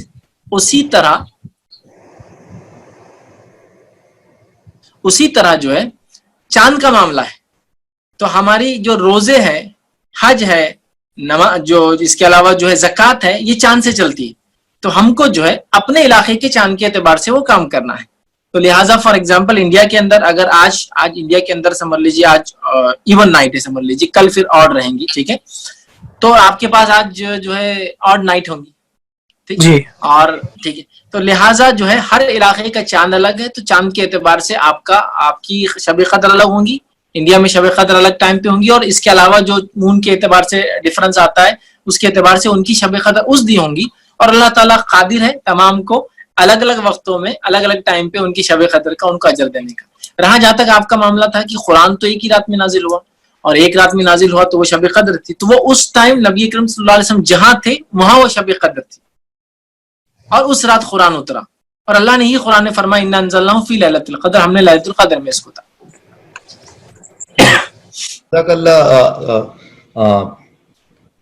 For your question, we have Mike Murley with us. So he is from Bridgeport. Mike, yeah, welcome, Mike. Assalamu alaikum. Walaikum assalam. Walaikum assalam. Recently, this is his first Ramadan as a Muslim. MashaAllah, barakallah fiqh, Mike. He when he saw on my Facebook, and then he's like, we had a discussion and he wanted to join. So I thought he have one or two questions or share something with you. Yeah. So go ahead, brother Mike. Yeah. Assalamu alaikum. Jazakallah khair for the presentation. Oh yeah, go ahead. So I just, Brother Faz, I just had a quick question. I was wondering what you suggest as far as carrying the rituals and the lessons from Ramadan into moving forward into our lives once Ramadan comes to a close. I'll repeat the question. So the question is, what is your take, or what do you suggest, or what do you have as per Islamic teaching? The rituals and the learnings from Ramadan, we have to take it or carry forward, for rest of the year. So what is your say on that? So जो हमारे हिंदी में भी question बोल दो, brother mic का question ये है कि वो रमजान की जो लर्निंग्स है हमारी, ये जो हम रमजान में प्रैक्टिस करते हैं, वो हमारी आदतें हम आगे किस तरह से लेके जाएं, उसमें इंशाल्लाह फैज भाई आंसर देंगे इंग्लिश में. See what I can say, and in general, I generally speak this about Ramzan in many of my topics. I have spoken about Ramzan in many of my topics. That Ramzan is like something like a training period for a Muslim, and it comes every year. For example, if you are a teacher or if you are in an IT field, you have training sessions. If there is a new software is there, or new operating system is there, or new syllabus is there in a school, so teachers are given what I can say training for that chapter. And the benefit of that training is that for the whole of their life, they what I can say they take benefit of that. So Ramzan is a month given to Muslim to train themselves so that they can have in them good qualities. Like for example, people are praying 5 times a day daily, first namaz. So now they have to continue this. And those who are continuing this, what I can say, after Ramzan, next Ramzan they should update themselves and continue for the, like Sunnat Muakkada. Then they can increase their nawafil. Every Ramzan should be what I can say a step ahead.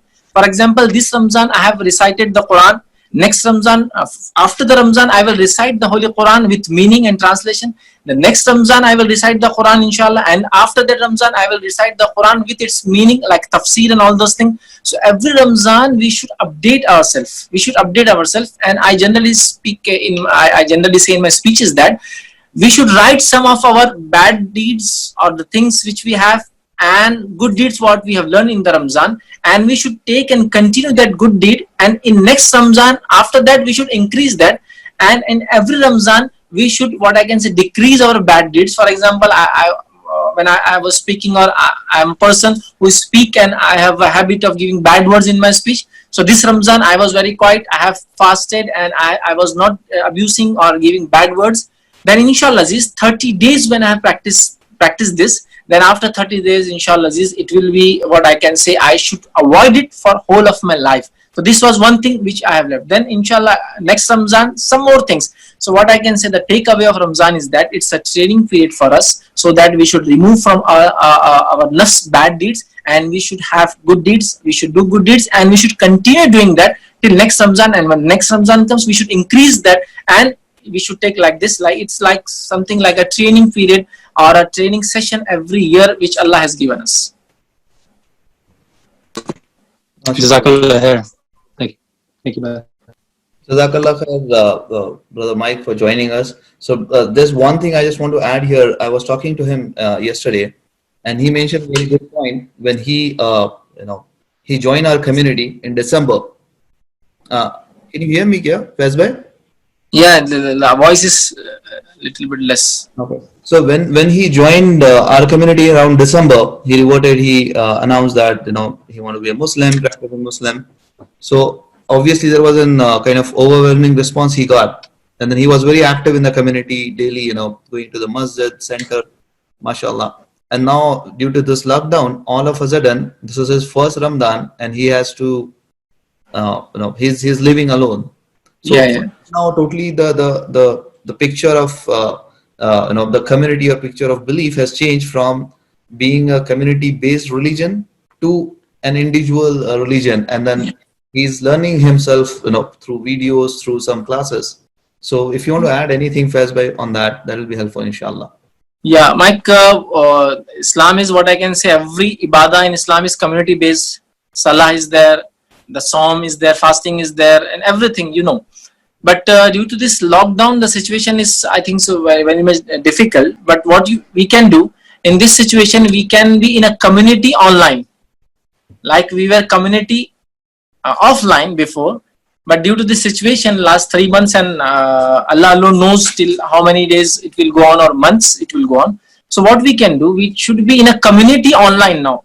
So I will request Mike to be in community and do I know there are certainly many restrictions while doing online, but whatever he can do, like learning Quran, learning Tajweed or Arabic, then he can go for reading some books, or he can also have some person who is a scholar from some other part of the world, or from America, US itself, who can teach him some books, like a teacher to a student, Ustad and Shagird.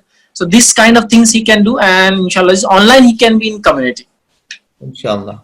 So, in general, sorry, Brother Mike, I just want to explain what we have discussed to our back home, our brothers from India also, just in our normal Hindi or Urdu language. तो ये question था brother mic का कि रमजान का कैसा लेके जाए, फिर फैज़ ने बताया कि कैसी लर्निंग जो है प्रैक्टिस का मंथ है. और दूसरा ये ब्रदर माइक का ये था कि जब ये ज्वाइन किए थे कम्युनिटी को दिसंबर में, तो सब लोग तो मिलना करना हर वीक में इनका होता था, डेली मुलाकात होती थी, कई सारे क्लासेस चल रहे थे इनके। अब अचानक से ये लॉकडाउन हुआ है तो बंद हो गया था सारा, एंड वो अकेले रह रहे थे। तो एक जो कम्युनिटी की जो आदत हो गई थी, और इन्हें लग रहा था कि ये मतलब जो रिलीजियस फीलिंग जो आती है, ईमान का जज्बा बढ़ जाता है वहां पर।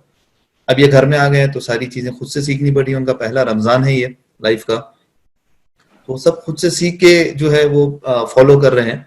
तो वो उस बात पे जो है फिर एक फैज भाई ने उन्हें बताया कि किस तरह से आप सीखें, और इस्लाम की जो सारी इबादतें हैं मैक्सिमम वो कम्युनिटी बेस्ड ही हैं, और आप अकेले में भी आपकी जो इबादतें वो कर सकते हैं। जज़ाकल्लाह खैर Arafat and brother Mike for joining us. We will start the question and answer session from the audience now, inshallah. So we have received around 50 plus question, Faiz bhai, the huge list of questions. Many of you have asked, आप लोगों ने जो है ईद पे question पूछा था, ईद की नमाज कैसी पढ़ी जाए, क्या किया जाए। तो ऑलरेडी उसका एक कवर हुआ है कि क्वारंटाइन में आप कैसे पढ़ें, अकेले हैं तो कैसे पढ़ें, फैमिली के साथ है तो कैसे पढ़ें, अगर आप ज्वाइंट फैमिली है तो कैसे पढ़ें, वो सारी फैज भाई ने बोले। और इंशाल्लाह उनके जो, अगर आप यूट्यूब चैनल पे जाएं फैज भाई के, हम शेयर करेंगे, उसमें आपको मिल जाएगा उनका जो सारा ये ईद का भी जो डिस्क्रिप्शन है। एक ने जो ये क्वेश्चन पूछा कि इंग्लिश ट्रांसलेशन का कौन सा, अगर आप कोई सजेस्ट करना चाहते हैं Quran, could you please suggest some easy to read English translation books of Quran? तफसीर। इजी ट्रांसलेशन कोई तफसीर बहुत मुश्किल है, क्योंकि ट्रांसलेशन जो इंग्लिश जनरली होते हैं वो या तो अमेरिकन्स करवाते हैं या तो यूरोपियंस करवाते हैं जी अब्दुर्रहमान। तो उसकी वजह से जो लैंग्वेज यूज होती है वो लैंग्वेज बहुत ज्यादा इजी नहीं होती है इंडियंस के लिए स्पेशली। तो जनरली जो मैं कहूँगा, जो कुरान आप अगर तफसीर पढ़ना चाहते हैं तो जो दारुस्सलाम ने जो तफसीर की है कुरान की, तफसीर इब्न कसीर, या फिर अहसनुल बयान बोलकर एक जो है अहसनुल बयान, अहसनुल कलाम है। बट इंग्लिश लैंग्वेज के लिए मैं ये तो नहीं कह सकता हूँ कि बहुत बहुत ईजी है, बट अच्छे हैं ट्रांसलेशन। बट इजी थोड़ा सा मुश्किल ही होता है, इसलिए कि जिनके लिए किए गए वो मदर टंग उनकी, जिनकी इंग्लिश होती है उनके लिए किए जाते हैं जनरली, तो लैंग्वेज उसी के हिसाब से होती है। बट अच्छे ट्रांसलेशन है, आप ये पढ़ सकते हैं, दारुस्सलाम ने उसको छापा है। जी ठीक है इंशाल्लाह। और बहुत सारे क्वेश्चन जो है शब क़द्र को लेके हुए हैं और हिजरी जो डेट से हुए हैं, तो अरफात को वही क्वेश्चन था, उनके आंसर में जो है वो आपका भी आंसर कवर हुआ है। एक जो क्वेश्चन है जो मैं शायद जनरलाइज करके बताऊंगा और फिर स्पेसिफिक पे आता हूँ, कि बहुत सारी चीजें जो है, जो नुआंसेस हैं इस्लाम के, हमें पता नहीं होते कोई भी चीज में, कि भाई आप किस तरह से मस्जिद में जाना है या नमाज कैसी पढ़नी है, कोई भी रहेगा। तो गुस्ल से रिलेटेड क्वेश्चन था कि नहीं पता है गुस्ल कैसे करते हैं। अब उसमें शायद 2 महीने 3 महीने निकल गए जो शादी के बाद में भी, तो उसमें क्या वो जो है गुस्ल का तरीका नहीं पता था, बाद में पता चला, तो उसमें क्या वो हो सकती है। और इन जनरल मैं बोलूंगा कि वो बाकी सारी चीजों में भी शायद वो अप्लीकेबल हो, कि हमें पता नहीं होता इस्लामिक रिचुअल्स या इस्लामिक तरीके, हम जो है भूल जाते हैं। तो उसमें आपका क्या टेक है? देखिए जनरली मैं ये बोलता हूँ कि डे टू डे लाइफ में जो चीजें हमको जरूरत पड़ती है वो हमको सीखना तो बहुत जरूरी है। जैसा कुरान में, मतलब जैसा कि इस्लाम ने कहा कि नमाज पढ़ना है ना, और अल्लाह ताला ने 5 वक्त नमाज हम पर फर्ज की। तो जब 5 वक्त की नमाज हम पर फर्ज है, तो उस नमाज को कैसे कंप्लीट करना, उसके लिए क्या क्या चीजों की जरूरत है, उसका सीखना भी हम पर उतना ही फर्ज है जितना नमाज का पढ़ना फर्ज है। तो जैसा नमाज का पढ़ना फर्ज है, तो हमको गुस्ल सीखना भी फर्ज है, वजू सीखना भी फर्ज है, नमाज के लिए क्या क्या चीजें चाहिए वो सीखना भी फर्ज है। तो हम यहाँ बहुत सी बार ये भूल जाते हैं, हम सिर्फ नमाज पढ़ना फर्ज समझते हैं। तो जो फराइज को तकमील करने में जो जो चीजें उसके बीच में आती है, उन चीजों का सीखना भी उतना ही फर्ज है जितना उस फरीजे को पूरा करना फर्ज है। ये बात याद रखें। लिहाजा मैं सबसे अपील यही करूंगा कि जैसा कि गुस्ल हो गया, तहारत हो गया, वजू हो गया, ये ऐसी चीजें जिनके तरीके हमको सीखना ही पड़ेंगे। लेकिन मैं बताऊं आपको, ये चीज हमको लोग बताते नहीं कभी गाइड करके। जब मैंने लोगों को गुस्ल का तरीका गाइड करके बताया तो लोगों ने बड़ी मजाक भी उड़ाया, मेरा आज भी उड़ाते हैं। लेकिन मैं जानता हूं, मुझे पता था कि मैं डिटेल्स में नहीं जाऊंगा, लेकिन ये बताऊंगा, मैं काफी बड़ा हो चुका था, मैंने ये लफ्ज तो सुना था तहारत बोलते, लेकिन किसको बोलते हैं मुझे नहीं पता था। नहीं पता था, सही है। मैं आपको प्रैक्टिकल बता रहा हूँ, मैं इंग्लिश मीडियम से पढ़ा था, लेकिन हमको सब बोलते थे तहारत लिए क्या, तहारत लिए क्या। अब मुझे नहीं मालूम था, तो जब भी हम टॉयलेट जाके आए, जब हमसे पूछते तहारत लिए गया, तो हम बोलते थे हाँ लिए, लेकिन हमको किसी ने बताया नहीं था तहारत बोलते किसको है। समझ रहे हैं आप बात को? तो लिहाजा जब मैं लोगों को एक्सप्लेन करता हूँ इस्लामिक टीचिंग्स, तो मैं उतने बेस पर चला जाता हूँ जब मैं तहारत बोलूंगा ना तो मैं एक्सप्लेन करूंगा शर्मगाह पे पानी डालना पेशाब करने के बाद, सही ये है। तहारत है। तो मैं उस लेवल पे जाता हूँ। मैं अगर बोलूंगा कब्र तो वो गड्ढा जिसको खोद के मुसलमान अपने मैयत को डालता है, उस लेवल तक जाता हूँ मैं एक्सप्लेनेशन की।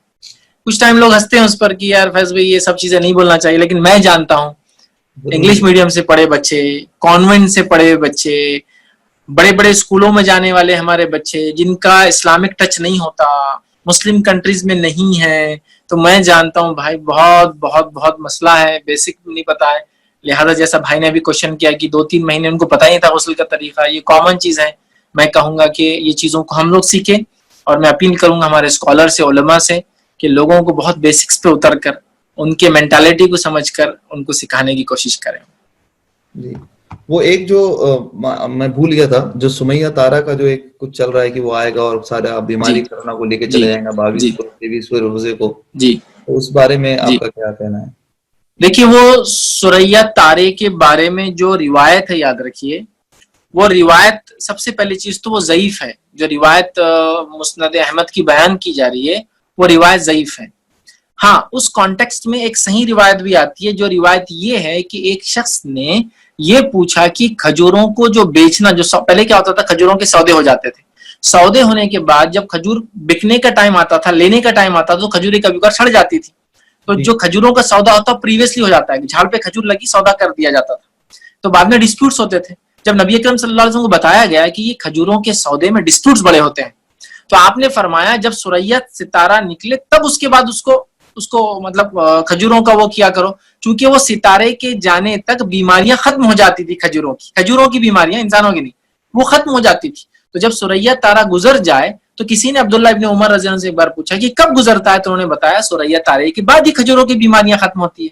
ठीक है, तो वो खजूरों की बीमारियों के लिए था कि सुरैया तारे के गुजरने के बाद खजूरों का सौदा करना चाहिए, क्योंकि उसके बाद खजूरें कम सड़ती है, तो जो आदमी खरीदता था बाद में डिस्प्यूट कम होते थे। ठीक है, और ये भी अब्दुल्लाह इब्न उमर का कौल है, बहरहाल मैंने अल्लाह के रसूल का नहीं, अब्दुल्लाह इब्न उमर का कौल था कि सुरैया सितारे जाने के बाद सौदा करना चाहिए। ठीक है, तो उन्होंने एक्सप्लेन किया। लेकिन वो जो एक रिवायत बयान की जा रही कि सुरैया सितारा निकलेगा तो बीमारियां दुनिया से उड़ जाएंगी, ये बिल्कुल बेबुनियाद। याद रखिए, मैंने वो हदीस को पढ़ी, चूंकि पहले मेरे इल्म में भी नहीं था, वो मुस्नद अहमद की रिवायत है, लेकिन उनके रावी ज़ईफ है, वो रिवायत ज़ईफ है। जो सही रिवायत है वो ये है कि खजूरों की बीमारियों के लिए मसला है, वो याद रखिए। और इस्लाम में किसी सितारे के आने और जाने से किसी सेहत और बीमारी का कोई ताल्लुक नहीं है। तो वो खजूरों की बीमारी भी इंडिकेटिव थी। जैसा कि मैं कहूं कि जनवरी के महीने के बाद फसलें लग के अच्छे होती है, तो यहाँ जनवरी में सीजन चेंज होता है, हवाएं तेज चलती है।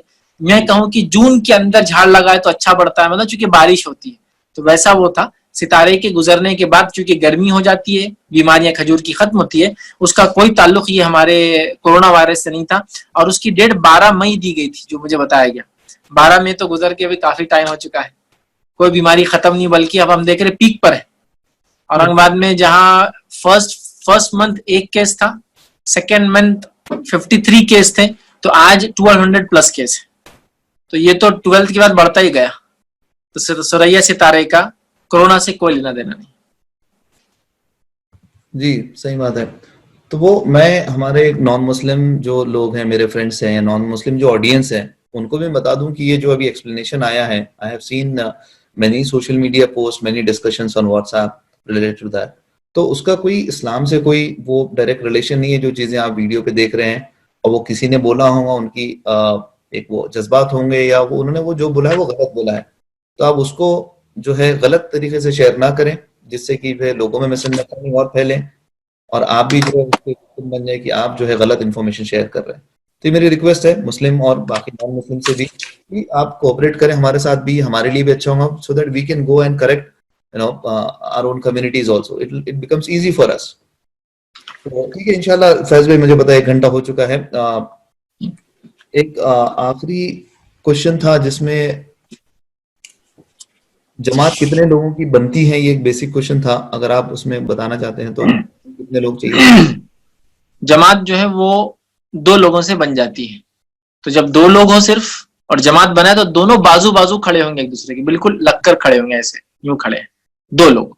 और अगर 2 से ज्यादा हो जाए, 3 हो जाए, तो फिर इमाम आगे होगा, मुख्तदी पीछे होगा। मतलब अगर 2 लोग हैं तो जमात बन जाएंगी, दोनों बाजू खड़े होंगे। और अगर 3 लोग हो जाए तो एक आदमी आगे रहेगा, 2 लोग पीछे बाजू बाजू खड़े रहेंगे। तो जमात के लिए 2 लोग चाहिए कम अज कम, याद रखिए। एक क्वेश्चन है कि जो लेडीज है, जो वुमेन है, उनको अगर उसमें रहना है, एतिकाफ में बैठना है, तो वो क्या, मतलब उसकी क्या है और कितनी देर तक वो बैठ सकती हैं, ये क्वेश्चन जो है। देखिए, लेडीज के, खवातीन के एतिकाफ, मैंने एतिकाफ पे पूरा मेरा लेक्चर है, आप उसको देखें। एतिकाफ का ताल्लुक याद रखिए मस्जिद से है, और इमाम अबू हनीफा रहमतुल्लाह के भी कुछ कौल जो मौजूद है वो है घर की मस्जिद, तो मस्जिद के बगैर एतिकाफ नहीं होता, और ये राजिह कौल है, याद रखिए। तो खवातीन घर में एतिकाफ नहीं कर सकती, मस्जिद होना जरूरी, याद रखिए। तो मस्जिद में उनका इंतजाम हो। उम्महातुल मोमिनीन ने एतिकाफ किया, और सारे उम्महातुल मोमिनीन के खेमे मस्जिद नबवी में लगाए जाते थे, और वो वहां बैठकर एतिकाफ करती थी, और उनकी हिफाजत के लिए सहाबा वहां मौजूद रहते थे। पता चला घर तो बाजू था, फिर भी एतिकाफ के लिए मस्जिद नबवी में खेमा लगाया गया, पता चला खेमा मतलब मस्जिद में होना जरूरी, याद रखिए। अच्छा, और एक मैं जो जमात का बोल रहा था उसमें एक चीज ऐड कर दूं, अगर लेडीज और जेंट्स और जमात बनाना चाहते हैं, मतलब हस्बैंड एंड वाइफ जमात बनाना चाहते हैं, जी, तो फिर बाजू खड़े नहीं होंगे, याद रखिए। मर्द और औरत बाजू खड़े के नमाज नहीं पढ़ सकते, चाहे महरम क्यों ना हो। तो अगर हस्बैंड एंड वाइफ जमात बना रहे हैं तो हस्बैंड आगे होगा और वाइफ अकेले पीछे खड़े रहेंगी, ये उनकी जमात होंगी, याद रखिए। लेकिन अगर दो मेल है तो बाजू खड़े होंगे, 3 हो जाए तो इमाम आगे और 2 पीछे, और अगर उसमें लेडीज भी हो तो पहले इमाम, फिर जेंट्स, फिर बच्चे, फिर लेडीज, ये होती है सबका तरीका। तो इमाम, जेंट्स, बच्चे और फिर लेडीज होती है, याद रखिए।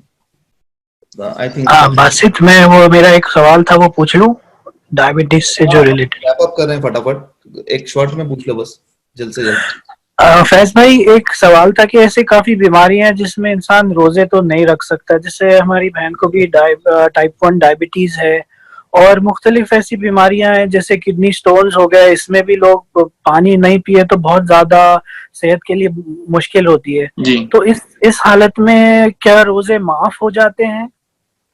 और देखिए, सबसे पहली चीज, जी जी बोलिए आप। और अगर इसमें माफ हो जाते हैं तो इसमें भी वो लोगों को खिलाना जो है वो भी वो इज इट स्टिल वो रहेगा या वो नहीं रहेगा? देखिए, ऐसी बीमारियां जो बीमारी में आदमी रोजा रख ही नहीं सकता है, अगर टेम्पररी कोई बीमारी, जैसा मैं रमजान में गिर गया, मार लग गया, तो मुझे मेडिकेशन लेना है, तो ये तो एक अलग बात है, लेकिन मैं इसके रोजे रमजान के बाद पूरे कर लूंगा। लेकिन ऐसी परमानेंट बीमारियां जो हट नहीं सकती, जैसा कि डायबिटीज है, ब्लड प्रेशर हो सकता है, आपने का स्टोन है किडनी, वो किडनी के स्टोन का भी कह सकते हैं अगर ऑपरेशन हो जाए तो मे बी। तो ऐसी कोई बीमारियां जो आदमी को लगी है, हमेशा लगी है, कोई चांस नहीं है कि रमजान के बाद भी वो रोजे रख सकेगा, तो उसे चाहिए हर रोज एक दिन के रोजे के बदले वो फिदिया दे दे। फिदिये की क्वांटिटी में उलमा ने इख्तिलाफ किया, किसी ने कहा 1 वक्त का खाना खिला देना काफी है, 2 वक्त का खाना, और किसी ने कहा आधा किलो अनाज के बराबर आप दे दे, वो खाना दे जो आप खुद खाते हो। तो आप हर रोज क्या करें, एक रोजे के बदले वो आदमी जो रोजे नहीं रख सकता वो फिदिया दे दे।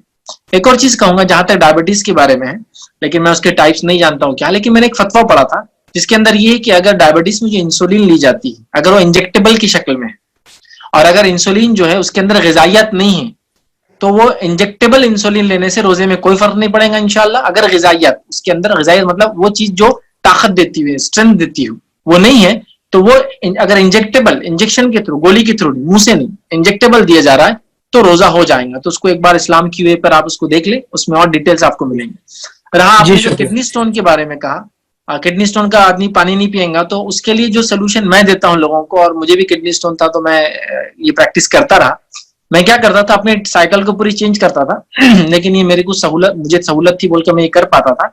मैं रात में जागता था और दिन में आराम करता था।